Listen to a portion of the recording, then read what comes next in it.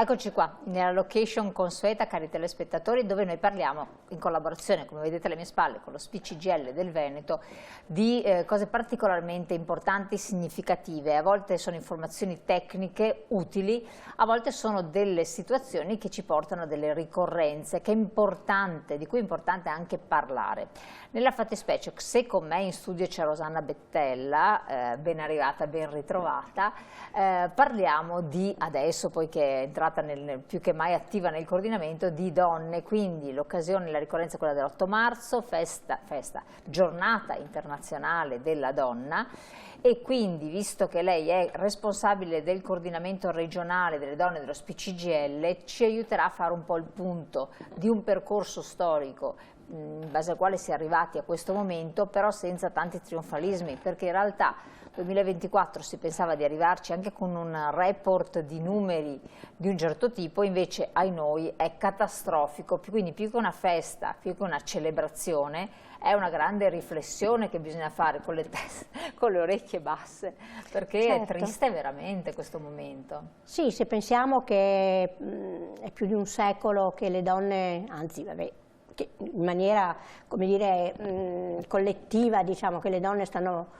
facendo battaglie per il riconoscimento della parità, no? Tra donna e uomo, per i loro diritti, eccetera, ci viene un po' di magone, come dire, che non siamo ancora riusciti ad arrivare a questa benedetta parità, e da tenere presente che è un obiettivo dell'agenda 2030, quindi nel 2030 nei paesi cosiddetti occidentali, cosiddetti più avanzati, la parità fra donna e uomo dovrebbe essere conquistata, arrivata, ma siamo ben lontani. Infatti mettiamo la slide successiva, perché lì fa il punto su alcuni aspetti sui quali bisognerebbe comunque arrivare, no?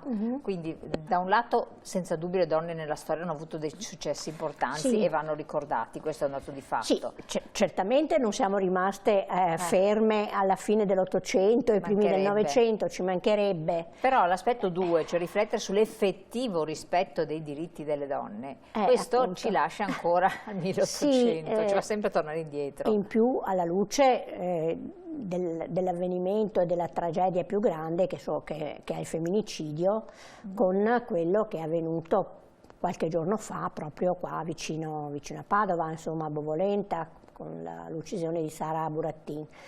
A dicembre con l'uccisione di Vanessa a Riese Pio X e a ottobre con l'uccisione di Giulia Cecchettin. E quindi avere ancora queste tragedie, dover piangere, essere molto tristi per queste vittime innocenti è davvero una sconfitta, la consideriamo una sconfitta, perché cosa dobbiamo fare qualcosa, dobbiamo trovare la strada perché si cominci a calare nei numeri invece che aumentarli, e in più sulle disparità, le disuguaglianze che continuano a esistere nel mondo del lavoro e nella società.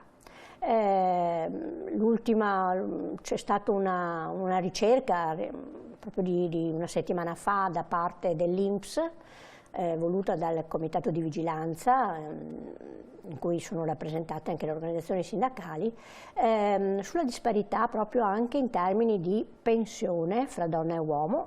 Io sono del sindacato pensionati, è chiaro che mi occupo principalmente di questo, però il divario che c'è nel mondo del lavoro tra donne e uomini, che ormai viene considerato intorno al 30%, si riflette inesorabilmente sulle pensioni. È ovvio che sia così. E quindi questo è davvero molto molto grave, tenendo conto della precarietà dei lavori, che sempre di più sono presenti nel mercato del lavoro, insomma, e delle difficoltà e dei numeri anche qua ancora insufficienti dell'occupazione femminile, quando invece se un governo fosse attento a questo obiettivo, no, dell'occupazione femminile, io non dico al 100%, ma certamente almeno raggiungere la percentuale che è intorno al 63%, quella è la media che è la media europea. Noi siamo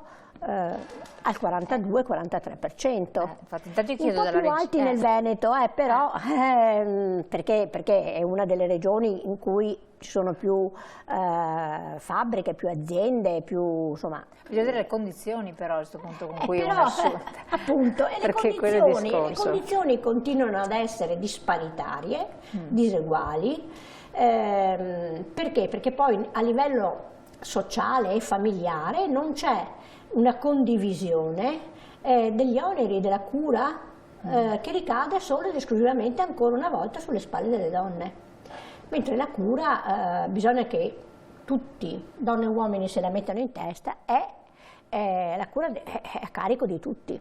Certo, questo è fondamentale. Quindi se si hanno figli bisogna parlare di genitorialità e non di maternità, quindi solo un tema legato alla madre, no? Ma deve essere legato ai genitori.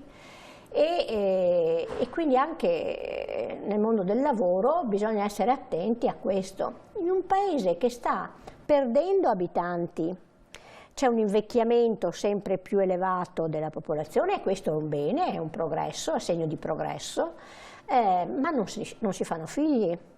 E non si fanno figli perché probabilmente non ci sono, uno dei motivi è che non ci sono le condizioni per una donna lavorare fuori casa, tenere il bambino, quindi servizi non a misura di donne, di genitori che lavorano, perché bisogna cominciare proprio a vederla in questo modo, no? E non solo come un tema legato esclusivamente alla Forse donna. perché anche magari figli vuol dire sacrificio e una persona non è disposta a sacrificare tanto dopo che magari ci ha messo tanto tempo per conquistarlo, perché vede una posizione che può essere compromessa. Sì, anche però questo. Se io ho un servizio pubblico tipo l'asilo nido che mi chiude alle 4 del pomeriggio, io lavoro fino alle 19, 19:30, penso a tante commesse, no? Tutto il mondo dei servizi, lavoratrici che hanno un orario pieno, insomma, no? Com'è che allora subentrano i nonni, ma ripeto, anche qua anziani sempre più anziani, meno quindi anche maggior presenza di non autosufficienza, quindi il carico di cura a cui non riesce a far fronte lo Stato, purtroppo, ricade ancora una volta sulle famiglie, ma in particolar modo sulle donne. E quindi è quasi un cane che si morde la coda e che crea e fa aumentare le disuguaglianze invece che attenuarle, e invece che arrivare a quell'obiettivo che nel 2030 ci è imposto. Io non lo so, manca, è domani, insomma, no, il 2030. Ma in Europa come vanno le cose? Beh, diciamo che noi siamo un po' fanalino di coda rispetto a questa cosa. Vuoi perché non ci sono politiche... Interrompo solo un attimo perché intanto vediamo la slide che parla... Se voi telespettatori volete darci una letta per conto vostro, anche per curiosità, le origini della ricorrenza, magari noi non andiamo a soffermarci su questo, però sono sempre cose interessanti, culturali, sono cultura, per cui lasciamola pure lì e scorriamola fino a... ecco, diciamo che rispetto alla storia, alle origini della ricorrenza, io però quello che mi auguro è che non vada persa, che deve essere comunque difesa e mantenuta. Perché? Perché appunto ci ricorda intanto i sacrifici di tante donne, le lotte che hanno fatto tante donne, e le hanno fatte in condizioni assolutamente non paragonabili a quelle di adesso. Pensiamo ai primi del Novecento, pensiamo a una... è stata fatta un'assemblea durante un raduno di oltre 1300 donne all'Aia nel 1915, in piena, quando stava per scoppiare la guerra, ed erano provenienti da oltre 12 paesi, ma per ribadire i diritti delle donne e il no alla guerra.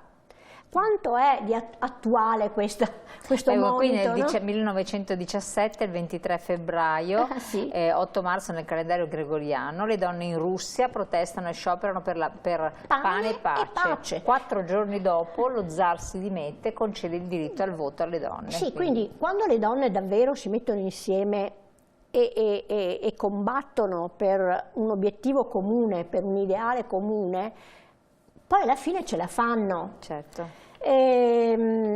Però il riconoscimento di questa giornata, anche questo è interessante da sottolineare, è ufficialmente riconosciuta dalle Nazioni Unite nel 1977 e viene proclamata, e anche questo è importante, come giornata per i diritti delle donne e la pace internazionale. Quindi questo connubio donne e pace dobbiamo sottolinearlo di più. Perché la guerra la fanno gli uomini, non la fanno le donne. I soldati sono... Adesso dipende sì, dalla realtà. ma sono uomini. Comunque e quindi davvero questo connubio dobbiamo sottolinearlo e tenerlo sempre a mente.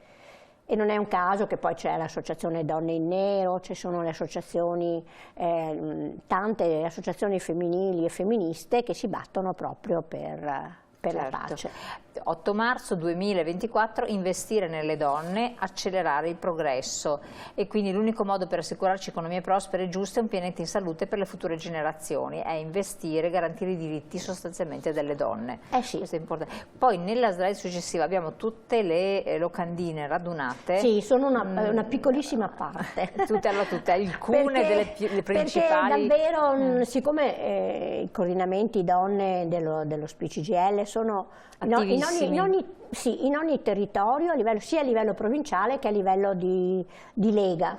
E davvero c'è una rincorsa ogni anno a mettere in campo iniziative, ma poi c'è un'iniziativa che avviene in molte realtà, che è quella, il giorno dell'8 marzo, andare a incontrare le donne che sono ricoverate nelle RSA, nelle case di riposo, cosiddette case di riposo. Uno scambio di doni, le primule, le mimose, ma anche raccontare storie,